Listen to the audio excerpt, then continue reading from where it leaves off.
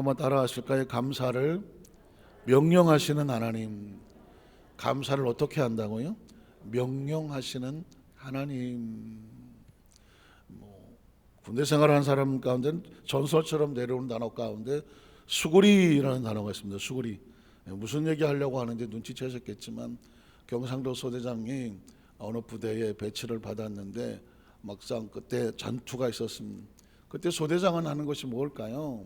적의 사격이 나올 때 어떻게 합니까? 엎드려 해야 되지 않습니까? 그 병사들이 명령을 받고 엎드려서 사격을 피하지 않겠습니까? 그런데 막상 사격이 시작되니까 이 경상도 소대장이니까 아직 미숙한 게 있잖아요. 너무 급한 나머지 뭘 했다고요? 수구리 했습니다. 난 수구리 무슨 뜻인지 잘 모른다. 모르시는 분이 손 많이 드잖아요. 수구리는 이제 경상도에서 엎드려 하는 말인데 급하게 쓰던 말이니까 그냥 수구리 그랬는데 아까 손 드신 것처럼 못 알아듣는 병사들이 있어갖고 안 수구리였어. 어떻게 됐을까요? 그만 총에 맞았다. 얼마나 소대장이 마음이 아프겠습니까? 다음엔 내가 엎드려 해야 되는데 또 사격이 시작됐는데 엎드려 해야 되는데 급하니까 뭐라고 말했습니까? 수구리 갖고 안 되니까 아까멘치로 그랬습니다. 아까멘치로 무슨 뜻인지 모른다. 이제 요건 다 아시는 것 같은데 아까처럼 그런 거죠. 아까처럼이 뭐예요?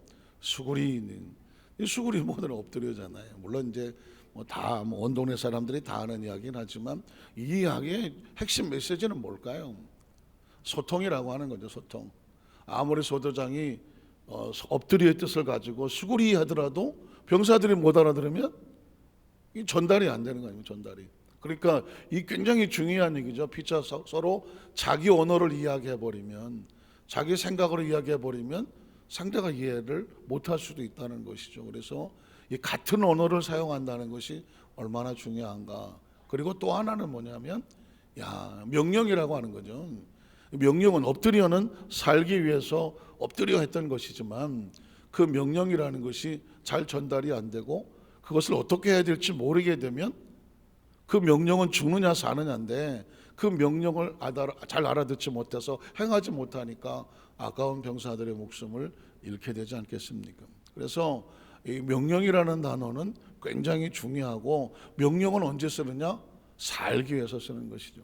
여러분 그렇다고 한다면 감사는 우리가 들어도 좋고 안 들어도 좋은 것.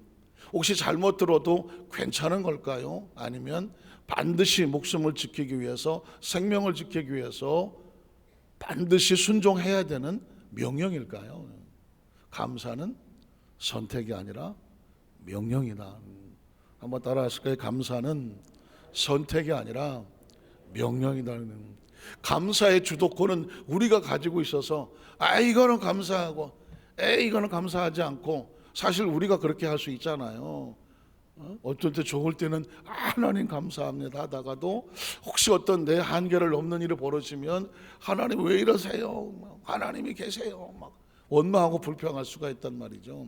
그러니까 이 상황 속에서 하나님께서 성경 속에 말씀하시는 감사는 뭐냐면 주도권이 우리에게 있는 게 아니에요. 감사의 주도권은 하나님께 있습니다. 그 주도권을 하나님이 갖고 있다는 이야기는 감사는 선택이 아니라 무엇이다? 명령이라는 것입니다. 이번 추수감사주일 동안에 평생 가슴에 새기셔야 할 것은 뭐냐? 감사를 명령하시는 하나님이다.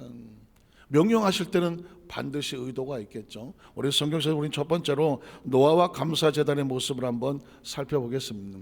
창세기 8장 15절로 19절에 보니까 하나님이 노아에게 뭐 하시되 말씀하여 이르시되, 이 말씀은 선택입니까? 명령입니까? 명령입니다. 다른 사람의 이야기도 아니고 하나님의 말씀은 선택이 아니라 명령입니다. 그러면 하나님이 말씀하면 우리를 죽이고자 하심입니까? 살리고자 하심입니까? 살리고자 하는 것이죠. 말씀이 중요한 것은 명령이기 때문에, 말씀이 중요한 것은 그 명령은 우리를 살리시고자 하는 하나님의 의도와 방법과 계획이 있기 때문에, 말씀은 우리가 살아갈 수 있는 길을 제시하는 것이죠. 우린 여기서만 하더라도 말씀에 적어도 세 가지 의미를 발견합니다. 피할 수 없는 명령이구나, 이 말씀은 우리를 살리고자 함이구나, 이 말씀대로 살아가는 것이 살아가는 방법이구나.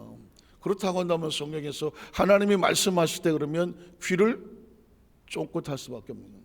마음판에 새기고 그것을 주야로 묵상하여 좌우로 치우치지 말고 그 가운데로 기록하여 지키면 네가 어디로 가든지 형통하고 내 길이 평탄하리라는 것입니다. 이게 하나님의 말씀 하나에 딱 떠오르는 우리가 머릿속에 정리가 되는 거예요. 그래서 하나님이 말씀하실 때라면 그 다음 장면에 우리는 굉장히 설레는 마음을 가지고 말씀에 귀를 기울일 수밖에 없는 것이죠. 하나님이 노아에게 말씀하여 이르시되 어떤 말씀을 명령하실까요? 그 다음 절을 보면 너는 네 아내와 네 아들들과 네 며느리들과 함께 어디서?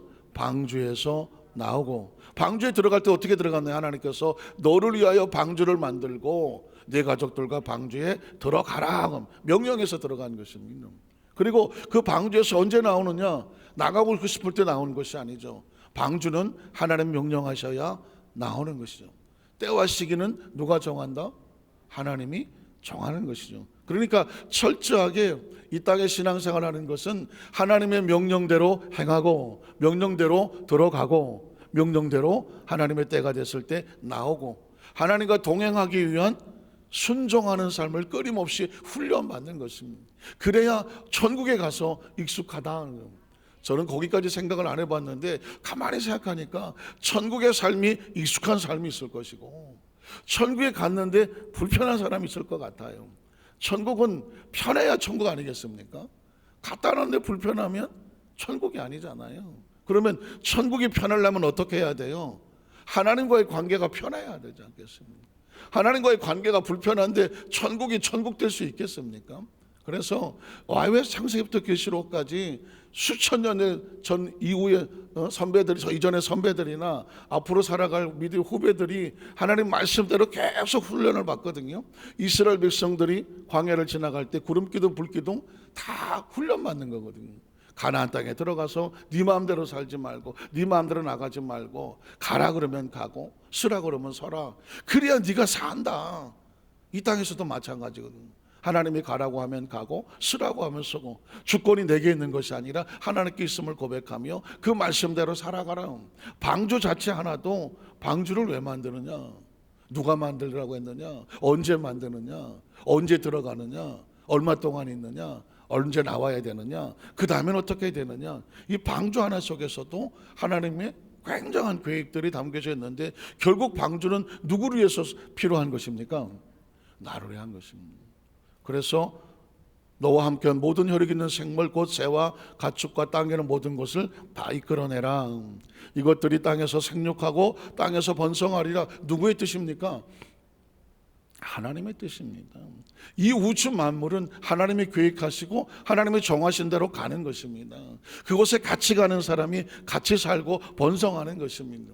그것이 함께 동행하지 않으면 같이 살지를 못하기 때문에 같이 번성하지를 못하는 것이죠. 그래서 말씀은 우리를 살게 하고 번성하리라 하지 않았습니까? 그 다음 절 보면 그래서 노아와 그의 아들과 그의 아내와 그 며느리들이 함께 나왔고 나와서 뭐랍니까? 땅의 동물 곧 모든 짐승과 모든 기는 것과 모든 새도 그 종류대로 방주에서 나왔더라.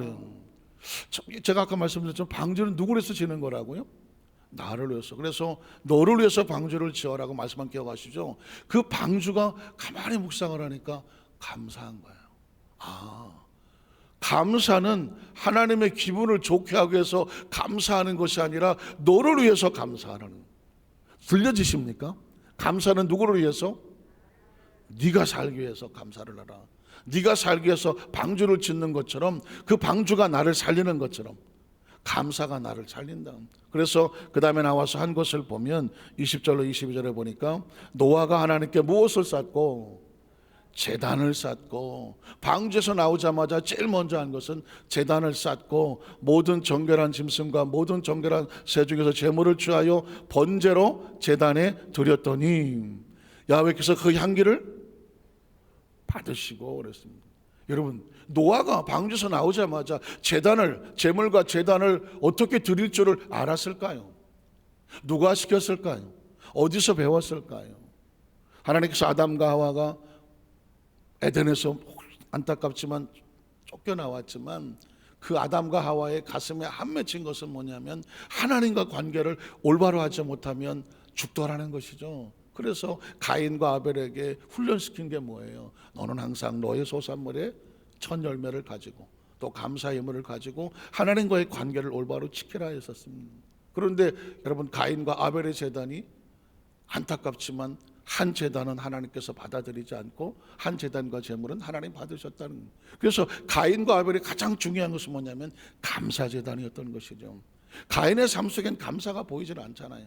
아무리 예배도 마찬가지입니다. 예배든 찬양이든 무슨 기도든 그 어떤 것이든지 불구하고 뭐가 없으면, 감사가 없으면 하나님께서는 의미가 없다고 하는 것입니다. 아니, 예물과 예배를 드렸나 하나님께서 왜 가인과 그의 제물을 받지 않습니까? 뭐가 없습니까?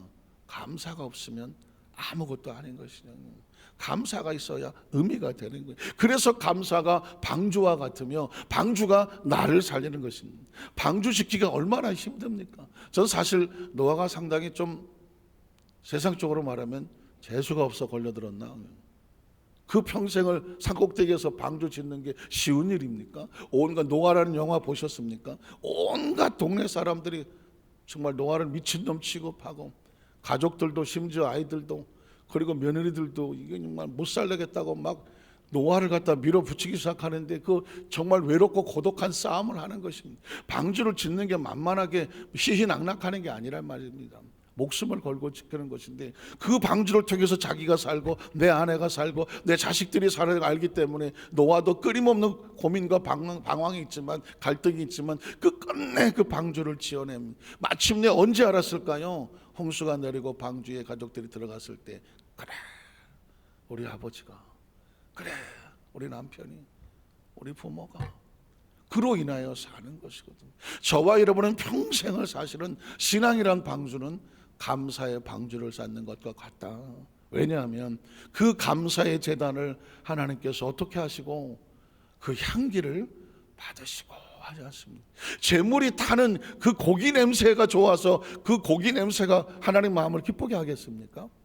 드려지는 감사의 향기를 하나님이 받으시는 것입니다. 한번 따라 하실까요? 내 마음 속에, 내 삶 속에 드려지는 감사의 향기를 하나님께서 기뻐 받으신다. 여러분, 우리가 마음속에 감사를 고백을 해보십시오. 감사하는 분의 눈빛을 보셨습니까? 감사하는 분의 얼굴을 보셨습니까? 감사하는 분의 삶의 행동의 모습을 보셨습니까? 감사하는 가정의 모습을 느껴지십니까? 감사하는 삶의 인생을 여러분 상상할 수 있겠습니까? 향기로울 수밖에 없습니다. 여러분 만나는 사람이 정말 고맙고 감사한 마음으로 저와 여러분을 대해주면 그분을 위해서 뭐 향수를 뿌리지 않아도 향기롭지 않습니까? 오늘 저와 여러분 하나님 앞에 모든 예배, 모든 신앙의 모습은 무엇으로 향기가 난다? 감사로 향기가 난다는 그 중심에 이르시되 다시는 내가 사람으로 말미암아 땅을 저주하지 아니하리라는, 감사의 제단은 하나님의 저주도 푸는 것이며, 감사의 제단은 하나님께 맡긴 것을 풀어내는 것이죠. 이런 사람의 마음에 계획하는 것이 바가 어려서부터 악함이었더라. 내가 전에 행한 것 같이 모든 생물을 다시 멸하지 않겠다. 두 번째로 십계명과 감사의 제단의 모습이 있습니다. 계명은 두말할 것도 없이 명령이잖아요. 이건 타협이 없습니다. 계명이 명령인 것은 말씀이기 때문에 그렇죠. 하나님 말씀은 타협이 없습니다. 가장 사는 방법이거든요. 그 방법을 어기면 살지 못하는 거예요. 그래서 광야 생활을 지낸 이스라엘 백성들에게 너희가 만약에 가나안 땅에 들어가, 아니 너희 자식의 마음판에 새기고 그것을 막 가슴에 명심하게 해서 그것을 가지고 살게 해라. 그게 하나님께서 가슴에 맺힌 한이거든요. 아담과 하와가 그 말씀을 지키지 못했어. 그로 인해 하나님의 축복을 다 상실해 버렸어. 하나님의 한이 있다니까요. 저는 성경을 오래전에 성경을 펼치다가 깜짝 놀란 건 뭐냐면 하나님의 처절한 한 맺힌 소리가 성경에 절절하게 흘러는 것입니다. 여러분, 기독교는 한의 종교입니다. 하나님의 한이 우주 가운데 처절하게 흘러다니까요. 아담과 하와를 어떻게 만들었습니까? 최상의 작품으로 만들었습니다. 그들의 마음속에 자유의지를 주었습니다. 스스로 우린 로봇가 아니란 말입니다. 어떻게 목에 줄을 메고 끌고 다니는 그런 반려견이 아니란 말입니다. 하나님과 인격 대 인격으로 만나서 하나님을 스스로 자발적으로 감사할 줄 아는 자유의지를 주어서 아담과 하와에게 에덴을 맡기고 네 마음껏 한번 잘 지켜봐. 마음껏 번성시켜봐. 위탁을 하는 것입니다. 위임을 하는 것입니다. 다만 하나님의 주권과 말씀만 끌어 한 가지입니다. 딱 한 가지. 그러나 그 말씀을 어겨나가니까 그 에덴이 통째로 날아가고 가인과 아담과 하와가 하나님과 관계가 끊어지고 그 자식 가운데 가인이 그걸 못 지키니까 가인이 날아가고. 어떻게 생각하십니까? 그러니까 여러분 아담과 하와를 내어 쫓으실 때 하나님께서 양을 잡아서 가죽을 벗기지 않습니까? 피필이 내가 나지 않겠습니까? 하나님의 손에 피를 묻히지 않습니까? 누구를 위해서 피를 묻힙니까? 아담과 하와를 위하여. 그 가죽을 벗겨서 아담과 하와에게 옷을 입혔다고 하는 하나님의 심정을 아시겠습니까? 처절한 것입니다. 하나님의 소리가 하는 소리가요, 성경에 막 저는 그 소리를 들었습니다. 그래서 제가 하나님의 말씀이 처절한 한일 수밖에 없습니다. 예수님을 보내는 것이 낭만적으로 보입니까? 창조주가 피조물의 옷을 입고 이 3차원의 세계 뚫고 들어와서 저 낮고 천한 말구 위에 태어나서 그곳에서 30년 동안 인간의 모습으로 삶을 겪어보고 피조물의 아픔, 피조물의 눈물, 피조물의 절망, 피조물의 연약함, 갈등, 고민, 갓난과 고초와 기근과 무시와 멸시와 천대와 사람들에게 따돌림을 겪어내는 것입니다. 그리고 3년 동안 공생에 살아가면서 하나님의 한을 푸는, 귀신을 쫓아내는 건 한을 푸는 겁니다. 병든 자를 고치는 건 한을 푸는 거 아니겠습니까? 가난하고 처절한 삶 가운데 하나님의 축복으로 채우는 것은 한을 푸는 겁니다. 뱃에다 빈들을 갖다 채워주는 건 한을 푸는 것입니다. 내가 너희에게 한을 풀어줄게, 성령을 보내줄까 하는 것입니다. 성령은 하나님의 한이 서리는 것입니다. 피투성이로 영을 잃어버린 인간의 삶 속에 하나님의 영이 들어와서 그 영을 새롭게 하는 고통하도록 영적 역사가 나타나게 하는 것 아니겠습니까? 십자가는 처절한 한이 아닙니까? 십자가가 낭만으로 보입니까? 피투성이로 39대에 10개의 쇠갈고리 온몸을 훑어내고 머리부터 발끝까지 성한 데가 하나도 없고 하나님이란 창조주가 피조물 앞에서 손가락질 당하고 침뱉음을 당하고 십자가에 못을 막히고 옷을 벌거벗기고 골고다 산꼭대기에 올라가서 피투성 6시간 매달리기, 이게 한이 안 느낍니까? 그 처절한 한입니다. 죽음의 구덩이에 박혀서 있는 그 메시아가, 그 창조주가 사망의 골짜기에 처박혀서 3일을 견뎌야 되는 건 한이 안 느껴지십니까? 한입니다. 그 한을 어떻게 푸느냐? 하나님의 사람들이 하나님께로 하나씩 돌아올 때, 영혼들이 하나님께로 돌아와서 그 사랑 안에 들어올 때 하나님의 한이 풀려나가는 거예요. 하나님의 한을 언제 풀려느냐? 예수 우리가 다시 자기 백성들을 데리러 올 때 그때 한이 풀리는 것이거든요. 그래서 사실은 저는 그 시간 이후에, 그걸 깨닫고 난 이후에 말씀이 절절할 수 없고 기도가 절절할 수 없으며 찬양할 때 절절할 수밖에 없는 이유가 뭐냐면 하나님의 한이 느껴지기 때문입니다. 하나님의 한. 저와 여러분은 하나님의 한을 풀어야 돼요. 하나님께서 우리를 통한 너희 가서 온 천하 만민에 다니며 복음을 전파하라는 이유가 뭘까요? 잃어버린 내 백성을 찾아내라는 거 아닙니까? 잃어버린 내 백성을 찾아내라는 것입니다. 아멘 좀 해봐요. 내 백성, 그게 저와 여러분이 십자가를 통하여 구원받은 우리 열매가 살아서 숨쉬는 동안 하나님의 한을 풀어드리는데, 하나님의 한이 어디서 풀립니까? 하나님께로 돌아오는 백성들마다 하나님 앞에 감사의 고백과 제단을 쌓을 줄 아는 사람에게 한이 풀리는 거예요. 자, 그럼 계명을 아까 그 말씀을 들어볼까요? 출애굽기 20장 22절 23절에 보면 야훼께서 모세에게 너는 이스라엘 자손에게 이같이 이르라. 눈치채셨죠?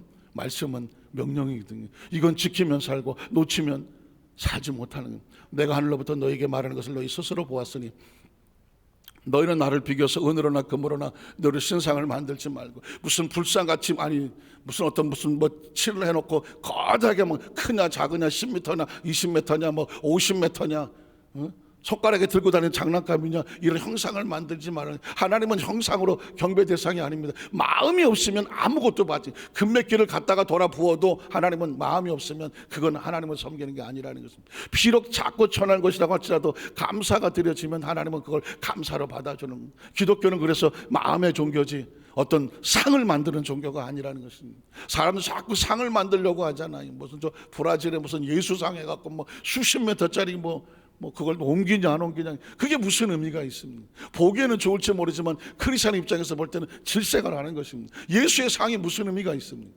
하나님께서 이 상 속에 갇혀 계신단 말입니다. 거기 가서 빌면 무슨 역사가 나타납니까? 아닙니다. 그렇게 갇혀 있는 하나님이 아니라 감사하는 자의 마음속에 함께 하시는 하나님입니다. 신상을 만들지 말고 내게 토단을 쌓고 그 위에 내 양과 서로 번제와 먹자를 드려라. 내가 내 이름을 기념하는 것입니다. 장소가 아니라는 것입니다. 형상이 아니라는 것입니다. 하나님 이름을 기념한다는 얘기는 감사가 하나님 앞에 교통되어지는 감사의 예배죠. 감사의 제단이고 감사의 예물을 말하는 것입니다. 하나님에게 감사할 줄 알면 그게 향기가 되어서 하나님이 받으시고 하지 않았습니까? 모든 곳에 임하여 내게 무엇을 주리라? 복을 주리라는 것입니다. 하나님은 감사를 축복의 통로로 삼고 계시는 것입니다. 우리가 이 새벽에 왜 나와 있으며 이 특별한 예배에 작정하는 이유가 뭘까요? 감사의 의미를 다시 한번 감사의 신앙을 무장하게 하는 것인데, 감사가 하나님께 드려지는 최고의 축복이 되는 것이죠. 마지막 세 번째로 시편 속에 감사를 명령하시는 하나님의 모습을 보길 원합니다. 시편 50편 14절로 15절에 보면 감사를 하나님께 제사를 드리며 지존하신 이에게 내 소원을 갚아라. 감사로 하나님께 제사를 드리며 지존하신 이에게 내 소원을 갚아라. 환난 날에 나를 불러라. 내가 너를 건지리니 내가 나를 영화롭게 하리로다. 감사의 설교를 하고 감사의 말씀을 나누는데 제 심령이 오히려 더 절박해지고 절절해지는 이유가 뭐냐면, 감사는 무슨 어떤 감사절기로 끝나고 1년에 한 번 추수감사절로 끝나는 게 절대로 아니라는 것입니다. 사실 저는 사실상 제가 어렸을 때 잘 몰랐지만 지금까지 오면서 말씀을 묵상하고 말씀을 전한 자고 나서 가장 가슴 아픈 게 뭐냐, 왜 크리스마스는 1년에 한 번이냐는 것입니다. 예수 그리스도의 탄생은 날마다 우리 안에 오신 예수 그리스도 아닙니까? 혹시 크리스마스가 변질된 건 아닐까요? 예수께서 육신을 입고 땅에 오셨다는 축제로, 파티로, 무슨 휴가, 헐러데이 기간으로 전락해버린 건 아닐까요? 예수의 탄생이 날마다 우리 속에 들어와 있지 않으면 크리스마스는 의미가 없습니다. 추수감사절도 마찬가지입니다. 1년에 한 번 추수감사주일, 감사가 어떻게 1년에 한 번입니까? 추수감사절은 날마다 감사하는 것입니다. 매일매일이 감사하는 것이고, 감사에 그걸 집중적으로 무장하긴 하지만 이걸 붙잡고 평생을 가슴속에 부여잡고 살아야 되는 것입니다. 22절에 보면 하나님을 잊어버린 너희여 이제 이를 생각하라. 그렇지 않으면 내가 너희를, 감사의 고백을, 은혜를 잃어버리면 하나님께서 이게 무슨 말이란 말입니까? 감사는 해도 좋고 안 해도 좋은 이 어떤 선택사항이 아니라는 것이죠. 감사 이야기가 나오면 살벌한 이야기입니다. 감사는 무시무시한 이야기입니다. 왜냐하면 감사는 우리의 생명줄과 같은 것이죠. 많은 사람들이 감사를 내가 선택할 수 있다고 생각하고요, 풍요롭고 낭만하고 무슨 감이 있고 뭐 쌀이 있고 무슨 농사가 있고 그냥 이렇게 풍요롭게만 생각을 하는데, 감사의 본질로 들어가면 이건 아주 무서운 하나님의 마음이 담겨져 있습니다. 이건 하나님의 근본적인, 네가 살고 있는 그 존재의 목적이 뭐냐니, 은혜를 잃어버리면 너희를 건질 자가 없겠다라고 하는 하나님의 심령이 있습니다. 그래서 23절에 보면 감사로 제사를 드려야 하나님 어떻게 받으십니까? 하나님이, 감사가 하나님을 영화롭게 합니다. 그 행위를 옳게 하는 자가 내가 하나님의 구원을 보인다는, 감사는 옳은 행위가 되고 하나님의 영화로움이 되어지고, 그것이 어떻게 됩니까? 하나님의 구원의 길로 인도한다는 것입니다. 저는 사실상 왜 이렇게 목사님이 저럴까, 왜 이렇게 저렇게 막 절박하게 할까, 왜 저렇게 하시할까 하느냐, 왜냐하면 신앙생활은 끝도 없이 도전을 받잖아요.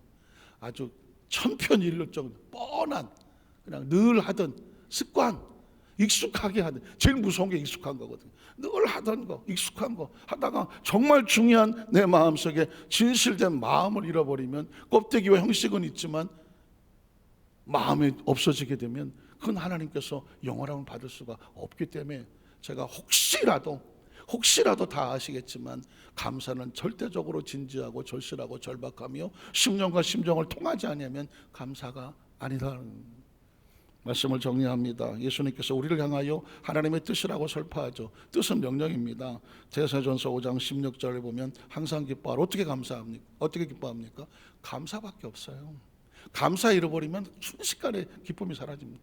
항상 기뻐할 수 있는 것은 감사를 붙잡을 때, 또 범사에 쉬지 말고 기도하라. 기도는 어떻게, 감사 잃어버리면 기도 안 됩니다.